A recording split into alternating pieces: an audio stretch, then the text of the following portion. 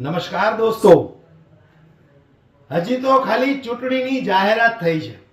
આમ આદમી પાર્ટીએ પોતાના કેન્ડિડેટનું નામ જાહેર કર્યું છે કે વિસાવદર તાલુકાની અંદર ગોપાલ ઇટાલિયા ચૂંટણી લડશે. હજી તો ખાલી નામ જાહેર કર્યું છે, તારીખ બારીખ કાંઈ નક્કી થયું નથી. ત્યાં તો વિસાવદર તાલુકાના પૂર્વ ધારાસભ્ય ભૂપત ભાયાણીના ધોતિયા ઢીલા થઈ ગયા. ધોતિયા ઢીલા થઈ ગયા દોસ્તો, અને સોશિયલ મીડિયામાં આવીને ભાષણ કરવા માંડ્યા, ફાકા ફોજદારી કરવા માંડ્યા કે હું આમ આદમી પાર્ટીના વિસાવદર તાલુકાનો પૂર્વ ધારાસભ્ય.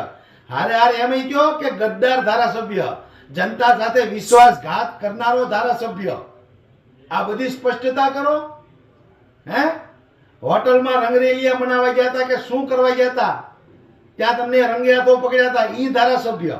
આ બધી જાહેરાત કરો, ખુલાસા કરો, એટલે લોકોને ખબર પડે કે ભારતીય જનતા પાર્ટીમાં રહેલો ધારાસભ્ય કેવો હોય છે. હજી તો ખાલી નામ આવ્યું ત્યાં તો ભાઈ ભૂપતભાઈ આવી ગયા સોશિયલ મીડિયામાં. લ્યો, અમે ખભે ખભો મિલાવીને કામ કરીશું. વિસાવદર તાલુકામાં, જુનાગઢ તાલુકામાં આમ આદમી પાર્ટીનું કોઈ જાતનું વર્ચસ્વ નથી. વર્ચસ્વ ક્યાંથી હોય? તમારી જેવા એ આમ આદમી પાર્ટીની પથારી ફેરવી નાખી દો. ગદ્દારી કરી, લોકો સાથે વિશ્વાસઘાત કર્યો, લોકોના મત સાથે વિશ્વાસઘાત કર્યો, પછી આમ આદમી પાર્ટીનું વર્ચસ્વ શું રહે? પછી હોશિયારી મારવા આવે કે વિસાવદર તાલુકામાં આમ આદમી પાર્ટીનું કોઈ વર્ચસ્વ નથી. જે રીતે તમે તમારી વેદના, તમારી બળતરા ઠાલવા માટે સોશિયલ મીડિયામાં આવી ગયા છો, અને હું તો એમ કહું છું કે આ ગોપાલ ઇટાલિયાનો ડર છે. જે રીતે આ ભૂપત ભાયાણી બોલે છે એને સાંભળો તો ખરા તમે એક વખત દોસ્તો.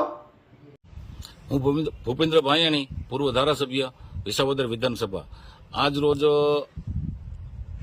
આમ આદમી પાર્ટી દ્વારા ઉમેદવારની જાહેરાત કરવામાં આવી છે, પરંતુ હજુ ચૂંટણી પંચ દ્વારા ચૂંટણીનું કોઈ પણ શેડ્યુલ કે તારીખો જાહેર કરેલ નથી, અને આમ આદમી પાર્ટીએ પોતાના ઉમેદવારની જાહેરાત કરેલ છે. અમારા વિસાવદર વિધાનસભામાં અને જૂનાગઢ જિલ્લામાં હાલ આમ આદમી પાર્ટીનું કોઈ વજૂદ નથી. અને ગત એકાદ મહિના પહેલા જ વિસાવદર નગરપાલિકામાં આમ આદમી પાર્ટીના 24 ઉમેદવારો પૈકી 20 ઉમેદવારોની ડિપોઝિટ પણ ડૂલ થયેલ છે, જેનો સીધો મતલબ છે કે અમારા વિસ્તારમાં આમ આદમી પાર્ટીનું કોઈ વજૂદ નથી. જે તે વખતે આમ આદમી પાર્ટીમાં અમો હતા, એના કારણે જીત મળેલી હતી, પરંતુ હવે આવનારા દિવસોમાં અમારી ભારતીય જનતા પાર્ટીની ટીમ સુસજ્જ થઈ અને સામે ગમે એવા ઉમેદવારને હરાવવા માટે કટિબદ્ધ અને સક્ષમ છે. અમારા જિલ્લામાં ગત લોકસભાની સાથે પેટા ચૂંટણી માણાવદર વિધાનસભાની થયેલ હતી.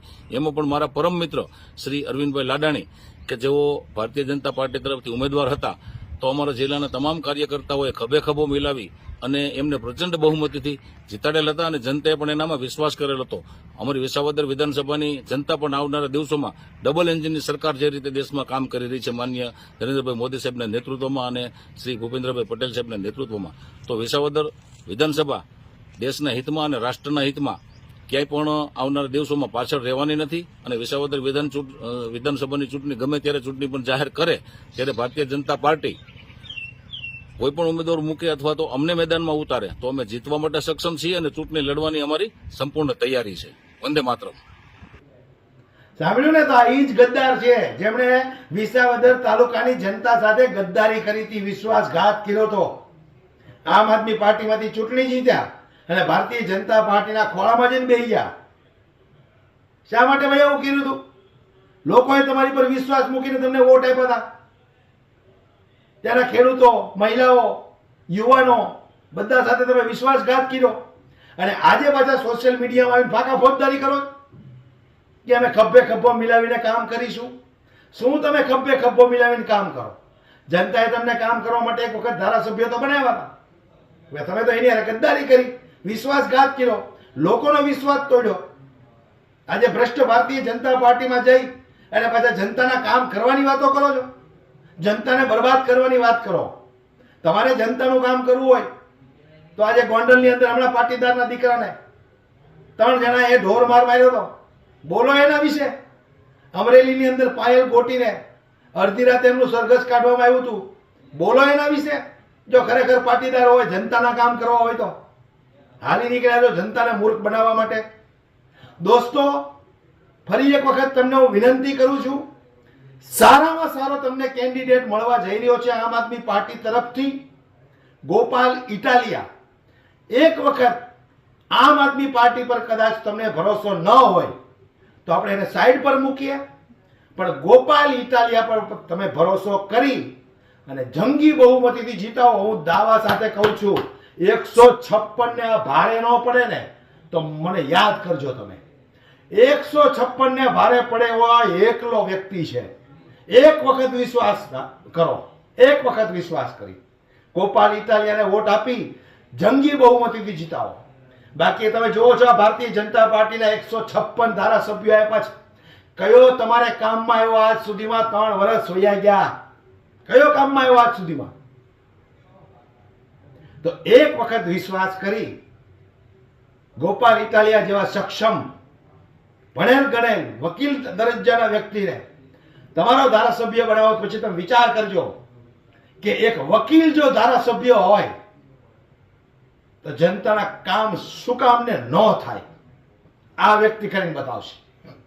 બાકી આ ગદ્દારો હતા તે તમે વોટ આપ્યા હતા, સારું કેવું આ ભાજપમાં ભાગી ગયો ભાઈ ભૂપત ભાયાણી. બાકી આમ આદમી પર રહી અને આ લગભગ વિસાવદરની જનતાને કોતરીને ખાઈ જાત, ખબર ન પડે. આ ભાઈ ભાગી જા ગદ્દારી કરીને. આમ તો કહું તો વિસાવદરની જનતા માટે આ સારામાં સારું થયું છે. હા, 2-3 વર્ષ નેતા વગર રહ્યા, થોડી તકલીફ પડી, પણ હવે આ તકલીફ દૂર કરવી એ તમારા હાથમાં છે. તો ગોપાલ ઇટાલિયાને ફરી એક વખત વિનંતી કરું છું, જંગી બહુમતીથી જીતાઓ અને ભારતીય જનતા પાર્ટીના આ ભૂપત ભાયાણીના ગાલ પર એક તમાચો મારી દો કે અમારી અંદર, જનતાની અંદર એ તાકાત છે કે અમારે કોને નેતા બનાવો અને કોને ઘર ભેગો કરવો. વિનંતી કરું છું દોસ્તો, વિડીયોને વધુમાં વધુ શેર કરો, દરેક લોકો સુધી પહોંચે, દરેક લોકોને ખબર પડવી જોઈએ કે આવા ગદ્દારોની ચૂંટણીમાં કોઈ જાતની જગ્યા છે નહીં. ફરી એક વખત ખભે ખભો મિલાવીને અમે લોકો કામ કરીશું. ખભે ખભા હવે તમે ન્યા મળાવો, કમલમમાં જઈને મેળવો ખભા. વિસાવદરની અંદર તમારી જેવા ગદ્દારનું કામ જ નથી. આ હું વિસાવદરની જનતાને કહું છું, આ વાતની નોંધ લેજો. તમે વિડીયો વધુમાં વધુ શેર કરો, દરેક લોકો સુધી પહોંચે. જય હિન્દ.